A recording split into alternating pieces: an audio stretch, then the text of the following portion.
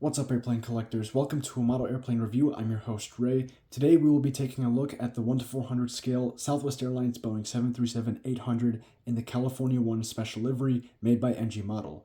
Item number 58211, released in August of 2024. In this video, I'll do a review of the model, after which I'll go over the pros and cons. At the end, I will decide whether or not I can recommend it to other collectors. The box for this model is made from cardstock. The protective packaging on the inside is made from clear plastic. This box measures 13 centimeters long, 12.7 centimeters tall, and 3.5 centimeters wide. I will show you around the box now. This is the front. Here's the bottom, right side, top, left side, and the back side. Included in the box is the model as shown here, fully assembled, painted, and ready to display. Also included is an NG Model Collector Rewards program card seen on the top left, and a warning card seen on the right. This warning card says that there are small details on the fuselage of this model that could harm you if the model is handled incorrectly. Now, in practice, it's exceedingly difficult to get hurt by one of the small details on the fuselage, and I will show you these small details in depth later, so stay tuned. Here's the model itself. Let's do a quick 360 before I begin my review. The fuselage length for this model is 9.9 centimeters, so the wingspan is 9 centimeters, and this model is 3.3 centimeters tall from the ground to the top of the vertical stabilizer. These dimensions are accurate to 1 to 400 scale. This model is made primarily out of die-cast metal. The wheels on the landing gear are made out of rubber. Let's examine the fuselage first. The nose profile in this model looks pretty good. Does it? Yeah, it looks pretty accurate. For a second I thought I saw something strange with it, but the nose shape looks good. There's lots of detail in the fuselage, especially up here. Here we can see the name of this aircraft, California 1, and I will now move down the aircraft. There's lots of detail, lots of printed detail, lots of painted detail, especially with the livery. Here we have the bear from the California flag. That looks pretty good.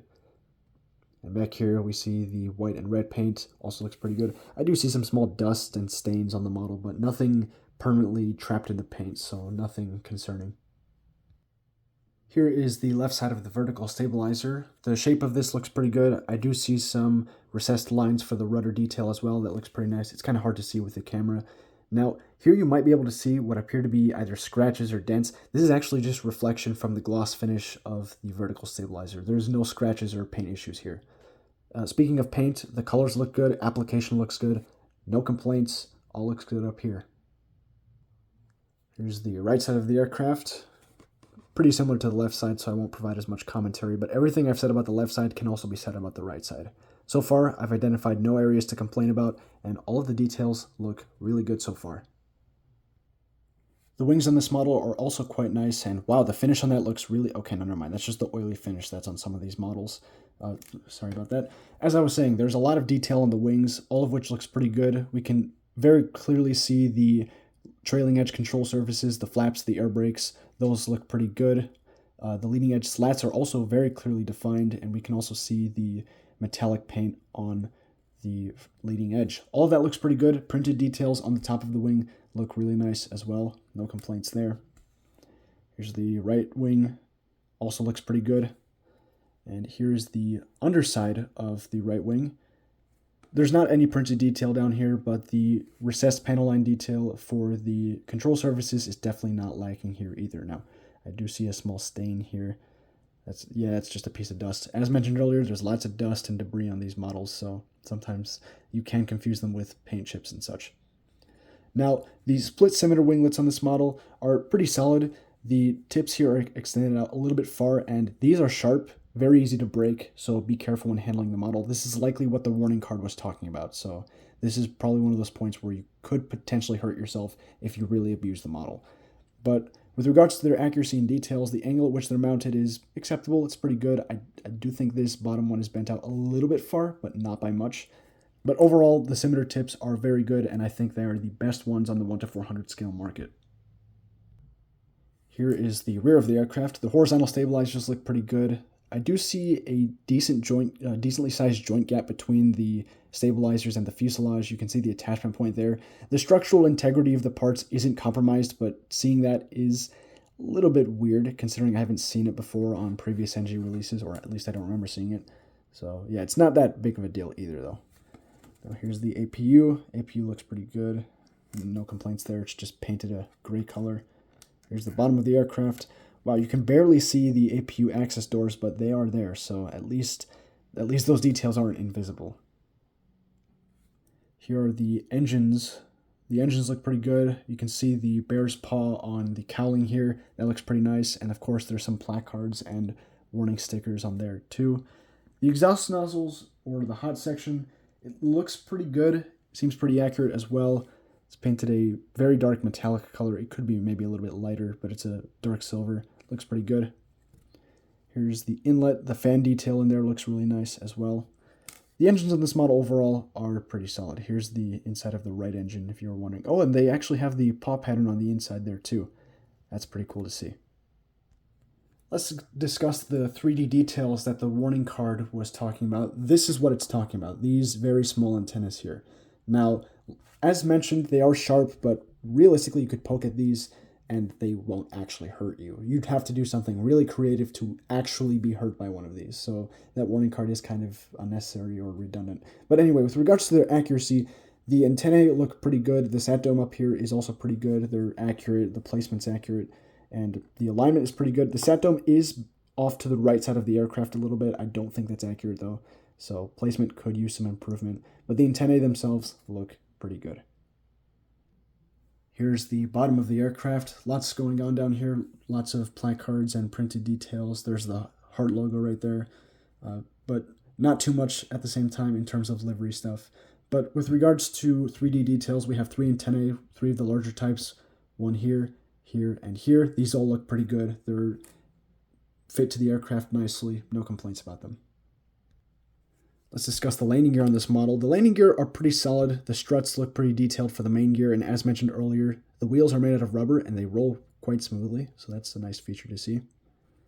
Here's the nose gear. The nose gear looks pretty solid as well. The wheel rolls there. And you can see on the nose gear doors, we have the 4 numbers that are part of this aircraft's registration, so that's pretty good to see. I think those are those are the 4 numbers. So overall, very solid job on the landing gear. Here, the main gear are mounted ever so slightly to the back or perfectly straight up, which is good. I think they are supposed to be angled slightly backwards, or actually, yeah, they are supposed to be angled backwards, so the gear mounting isn't perfect, but it's not terrible either. Time for my signature staring contest. Whoa, don't give me that side eye. What's going on up here? All right, so engine clearance looks good, gear balance looks symmetrical, wing flex and horizontal stabilizer angle looks good. Vertical stabilizer seems perfectly straight up. Once again, at the top of the aircraft, you can definitely see that the sat dome is angled to the right side of the aircraft, left side of your screen. But let's talk about those cockpit windows. Those are really slanted. This is very unusual from NG. I've seen this from other manufacturers, Gemini jets, but from NG, this is very unusual, especially on their 737s and 1-400 scale. Yikes, that does not look good. This concludes my review. Now it's time for my personal opinion, or not my personal opinion. The pros and cons. That used to be what I did in my old videos, hence why I said that. But anyway, pros and cons. What does this model do well? It's got a lot of detail on it, lots of fine details. The paint job is pretty good. It accurately replicates the California 1 livery. And overall, the mold quality is pretty good.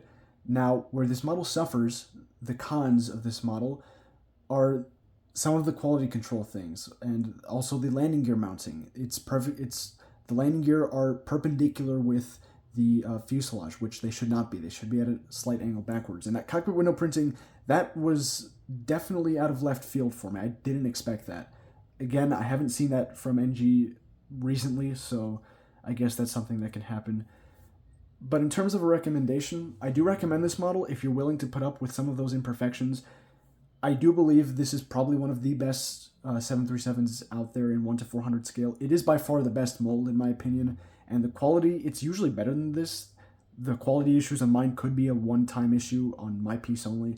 So I do recommend this model, but just understand there may be imperfections like the one seen on my piece. Well, that's all I've got for today. Thanks for watching. Feel free to check out my channel for more model airplane reviews and videos about the models I collect. Feel free to leave a comment down below. Let me know what you thought about this video. If you have any suggestions or questions, I'm happy to get back to you and answer those questions for you. If you want to show the channel some support, feel free to like this video and subscribe so you never miss another upload. And that's all I have for today. Happy building, happy collecting, take good care of yourselves, and I'll see you next time.